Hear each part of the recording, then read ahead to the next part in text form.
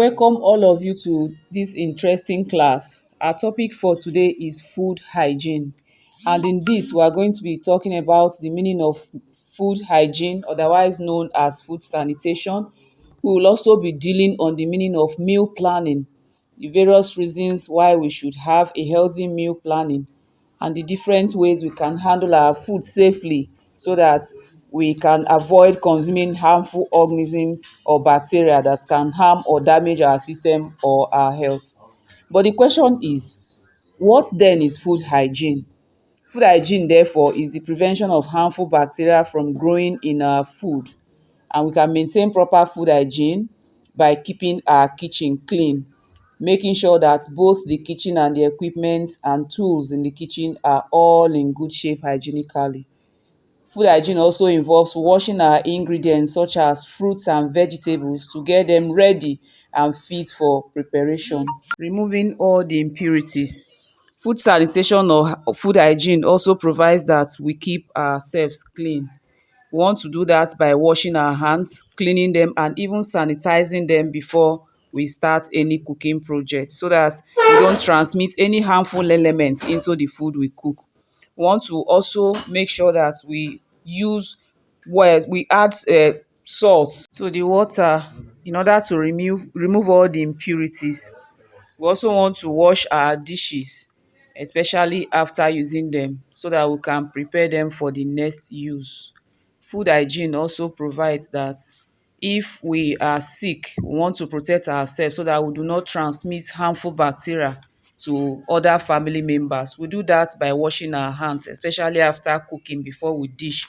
And then we also have to use the nose mask to prevent others from getting infected. We're also going to be talking about meal planning. And by meal planning, we mean the process of planning the type of food the family should have so that they can eat a healthy and safe meals.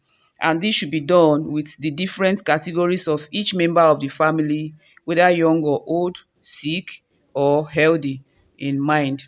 And it also involves making a budget according to the family's income, putting the plans down in writing, even using menu card if that is permitted, to see what suits each member of the family according to their health status.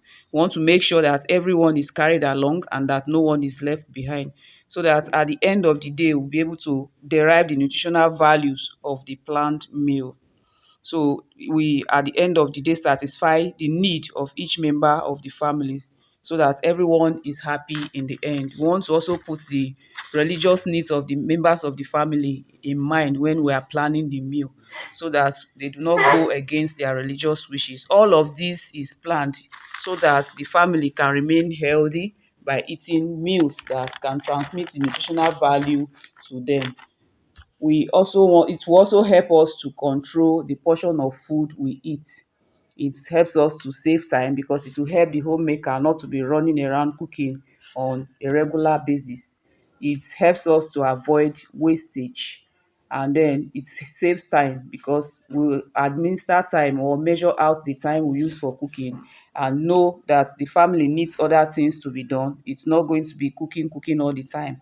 Once the meal is planned effectively, it will help the homemaker or the home builder to apportion time for other family needs. It's also important that we plan our meal so that everyone in the family will consume healthy and safe meal. We want to put each member of the family in consideration. All of this is geared towards helping every member of the family to consume foods that add nutritional value to their system or health. In fact, meal planning helps us to provide a balanced and adequate meal for growth, body building, energy supplying, and food protection from deficiency diseases. Meal planning helps us to save cost because it will help the home builder or the homemaker to save money that should be used for other activities or other needs of the family. Instead of running to the market every time to buy items for food, she should be able to save the money because she has already planned the meals she wants to cook. It also helps us to curb wastage because it will help us to buy the things we need. If we have planned whatever we need, it will help us to buy it and curb wastage. in order for us to avoid wasting money or items. It also helps us to get the nutritional value of the food, thereby providing a balanced or adequate meal that will help our body or system to grow or supply us the needed protection from deficiency diseases. Meal planning also helps us to control the portion of food we eat. Again, controlling the portion of food we eat will help us to save cost and then provide us with what we need in order for us not to waste food. Hope you are all following.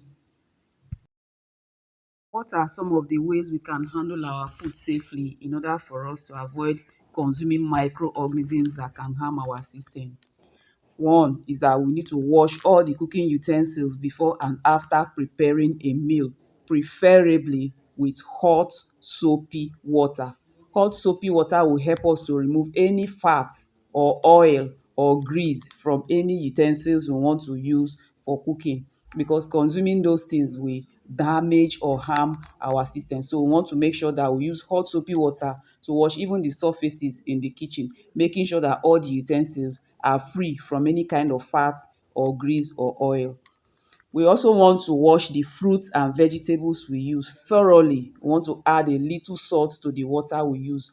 We also want to use preferably running water in order for all the impurities that are hiding in any corner of the fruit to go away. Because once we consume all these things that are harmful to our system, it can cause us damage to our health. So in order to avoid that, we want to make sure we wash our fruits or vegetables with running water. We also want to ensure that we wash the tops of cans like corned beef, tin milk, tin tomato, every other can that we use, either the ones we open by ourselves or the ones that can open automatically. We want to wash the tops of each can before we can open them, because microorganisms can lurk around, and by the time we do not wash them off and open and consume, we consume microorganisms that can damage our system. So in order to avoid that, we want to wash them thoroughly. We also want to keep pets such as dogs and pussycats out of the kitchen. Any other pets you like, they should not be seen around the cooking area because they don't help. They can only damage the food by transmitting microorganisms into the food. By the time they come into the kitchen and start eating anything, and if by mistake we don't wash them before using them, it will go into the food we cook, and by the time we consume, we will have health issues. We also want to make sure that we cover our head when in the kitchen, so as to keep the hair out of the food, because once a single strand of hair enters any food, it is already contaminated, and by the time we eat it, it will cause damage to our system. You might say, as tiny as the hair is, yes, as tiny as the hair is, it can cause damage to our system. So from what we have been talking so far, we have seen that food hygiene is for us to prevent harmful microorganisms from growing in our food, and we can maintain that by keeping the area we cook safely. We want to keep them clean. We want to make sure that all the surfaces are clean. We want to make sure that the utensils we use in the kitchen, the tools and the equipment, are all kept in good shape hygienically, in order for us to protect ourselves from consuming microorganisms. We want to plan our meal so that we get the nutritional value of the food we eat. Thank you for watching. See you in class. Stay tuned and enjoy this beautiful and interesting class. Bye.